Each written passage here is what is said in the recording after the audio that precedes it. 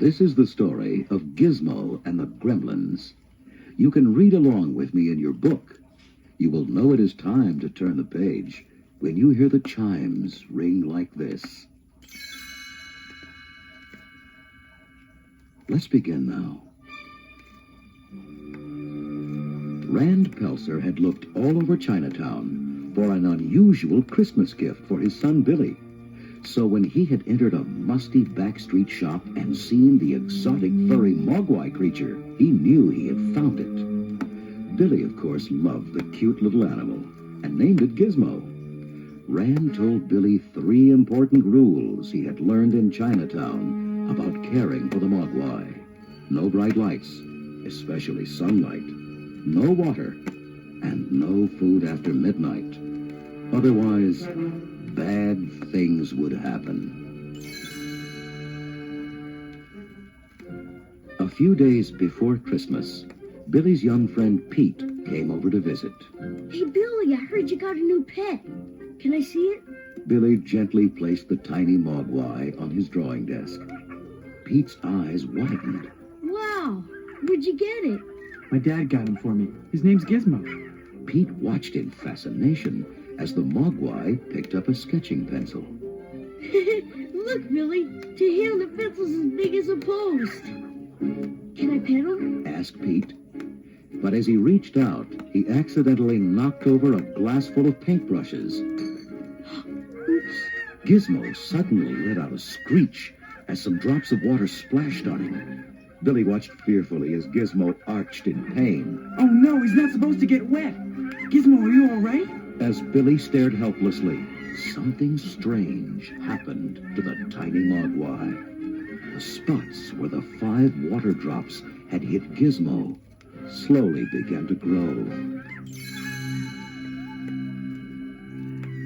Then, as if by magic, the spots became 5 tiny balls of fur and popped off Gizmo's back.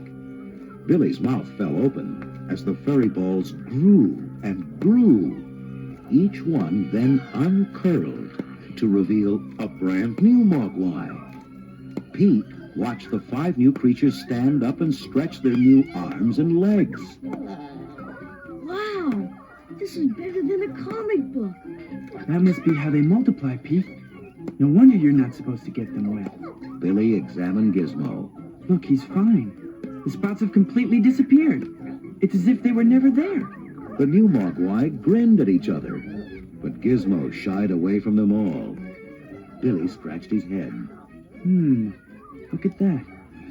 Gizmo acts like they're different from him. But they all look about the same. Same size and everything.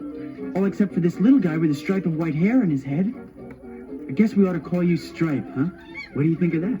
The 5 mogwai giggled, but Gizmo sat quietly by himself.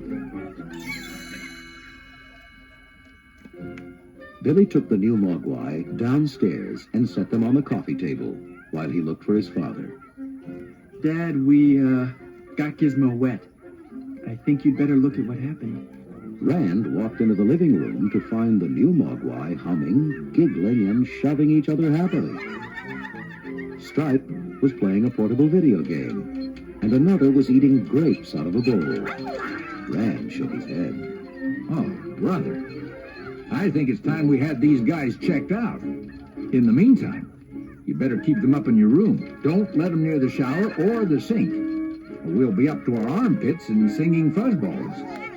Without anyone seeing him, one of the mogwai spit a grape seed at Barney, the family dog. Barney jumped up and barked at the mischievous creature. Billy spun around and grabbed the dog. Hey, easy, Barney. Rand glanced at the innocent-looking mogwai. Barney's just jealous of your new pets. It might be a good idea if he sleeps downstairs for a while. Gizmo stood in the doorway and frowned.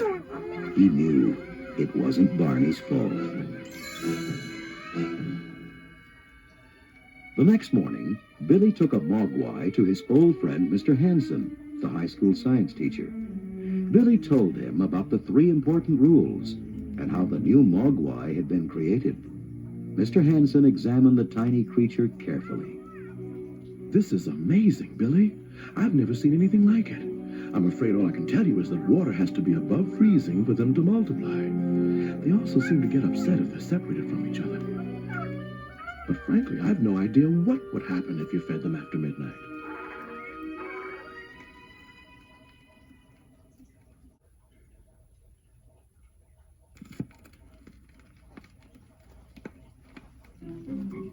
That night, as the household slept, Stripe awoke and nudged his four fellow Mogwai. Sharing grins, they sneaked past Billy and Gizmo and headed downstairs. A minute later, Barney was rudely awakened with a tiny punch. It was Stripe. The angry dog chased his furry assailant out the front door and onto the snowy front porch.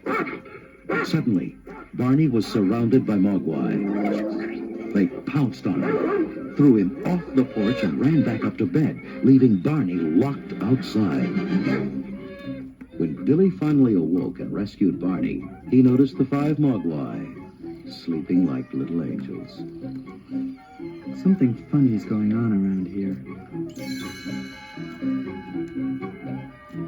Late the next night, while Billy was working on a drawing, Stripe and his gang began to whine. Hey, what's with you guys? You've already had dinner. But the creatures begged even louder for food. Billy checked the clock. Well, it's still a half hour before midnight. I guess it's okay to give you a snack. Billy brought the hungry Mogwai a plate of leftover chicken. Here you go, guys. Bon appetit. All the Mogwai began to devour the chicken with a passion. All, that is, except Gizmo. Billy nudged the little fellow. Go on, Giz. Get something to eat. But Gizmo frantically shook his head and whined. Something was wrong, and he didn't know how to tell Billy. Billy just shrugged. Not hungry, huh? Well, it's time for bed anyway. See all you guys in the morning. But Gizmo was too scared to fall asleep. He knew it was after midnight. He had seen Stripe unplug Billy's clock. The next morning, Billy awoke to find the 5 new Mogwai gone. In their place were 5 large, sticky green pods. Billy kneeled and examined the strange football-shaped shells. Wow, these look like big cocoons or something. What's going on here? Gizmo, you know, don't you? Gizmo just stared at the pods in terror, his tiny eyes filled with fear. Billy quickly dressed for work. I've got to go now, Giz. Keep an eye on these things for me until I get back. See you later. The shadows grew long in the attic as evening approached. Gizmo still watched the silent pods in horror. Then, one of them quivered. Its surface began to bubble and crack. The same thing happened to a second pod, and then a third. The pods were hatching. Gizmo shuddered as green smoke hissed out of the widening cracks. Then, with a final burst, the pods opened and out crawled 5 horrible creatures.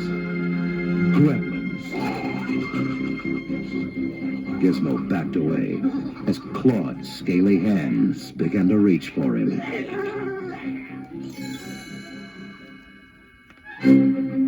That evening, when Billy got home from work, he found the house was a mess. The Christmas tree was knocked over, and the kitchen was a shambles. Billy had an awful thought. Oh, no. Could this be the pods? He raced up to the attic, his heart pounding. There, he found the same story.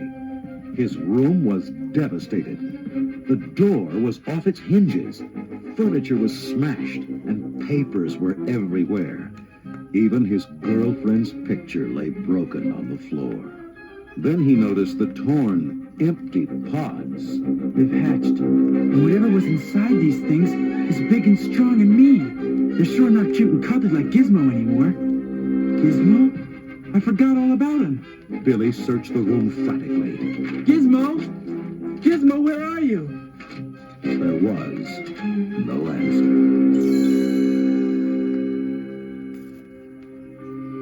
Billy looked at the vicious destruction of his room and he thought about his helpless little pet.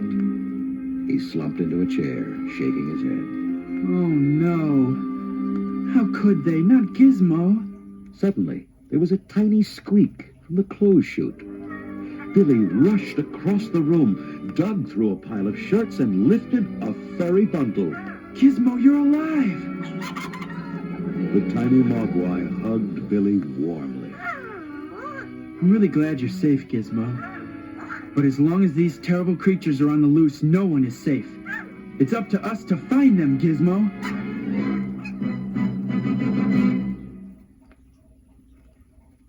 That was the end of Book 2 of Gremlins. What do the new monsters look like? And what will happen when Billy and Gizmo catch up with them? Find out in Book 3, Escape from the Gremlins.